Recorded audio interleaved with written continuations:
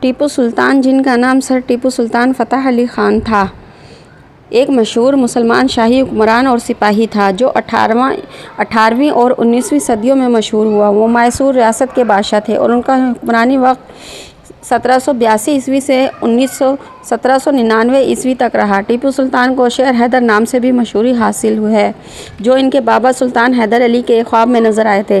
ٹیپو سلطان کا جنم 20 نومبر 1750 عیسوی کو میسور، کرناٹک ریاست میں ہوا۔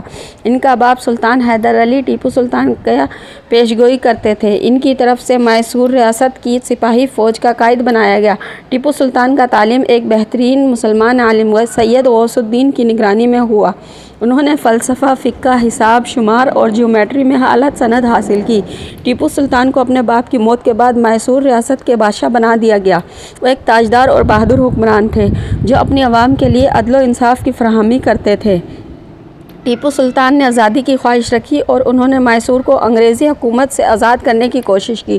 ٹیپو سلطان کے دورہ بحرین سے انگلینڈ کے خلاف تعلقات کا اغوا ہوا، جہاں وہ فرانسیسی اور عثمانی سلطنت کی مدد سے انگریزوں کے خلاف جنگ لڑنے کا کام کیا۔ ان کے حکمران کے دوران ٹیپو سلطان نے ایک خود مختار فوجی تنظیم بنائی، جسے ٹیپو کی فوج کہا جاتا تھا۔ وہ بمبئی کی بحری قوتوں کے ساتھ تجارتی سلسلہ بنانے کی کوشش کی اور وہاں تجارت کے لیے بنیادی امکانات بنائے۔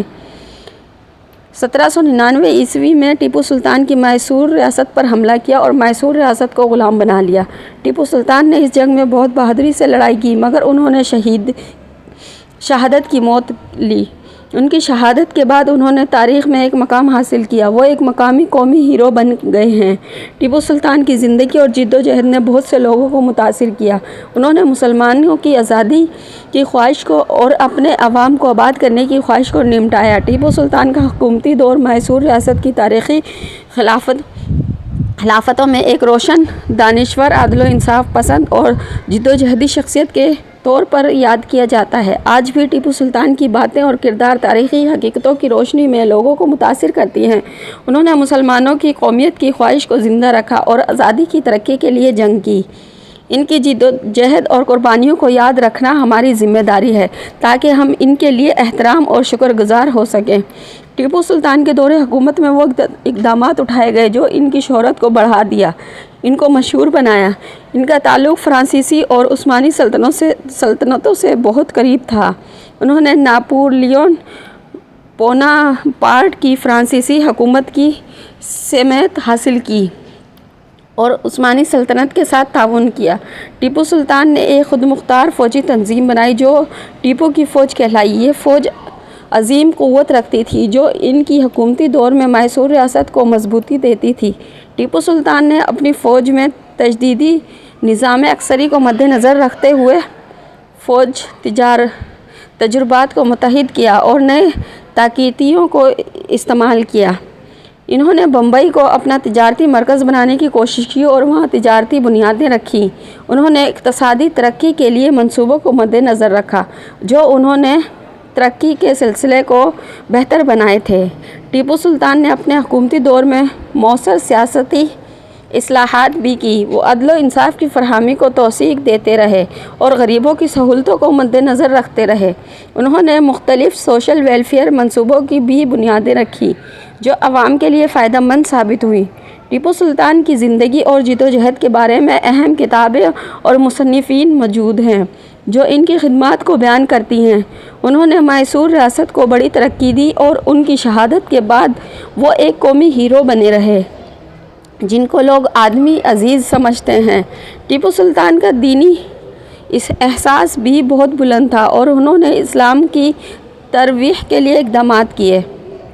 وہ اپنی حکومت کے دوران مسجدوں کی تعمیر، مدارس اور اسلامی تعلیم کی فراہمی پر توجہ دیتے۔ انہوں نے اقلیتوں کے حقوق کی حفاظت کی اور ان کی عبادت گھروں کی حمایت کی۔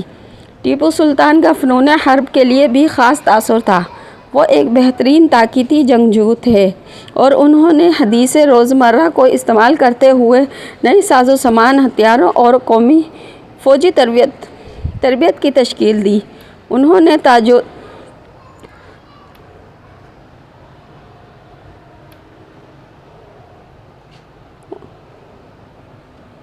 انہوں نے تاجوری نظام کو بہترین شخصیت پر عملی، سیاسی، فکری اور فنونی پہلو بھی تشریف رکھتے ہیں۔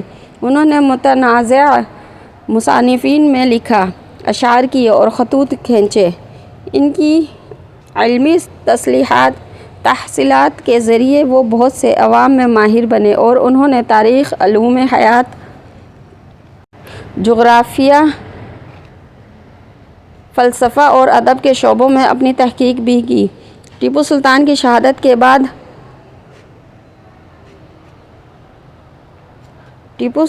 شہادت کے بعد ان کو بھارتی تاریخ میں ایک قومی ہیرو کے طور پر جانا جاتا ہے۔ انہوں نے مسلمانوں کی آزادی کی خواہش کو زندہ رکھا اور میسور ریاست کی ترویج اور ترقی میں اپنا نقصان نہیں بھولا۔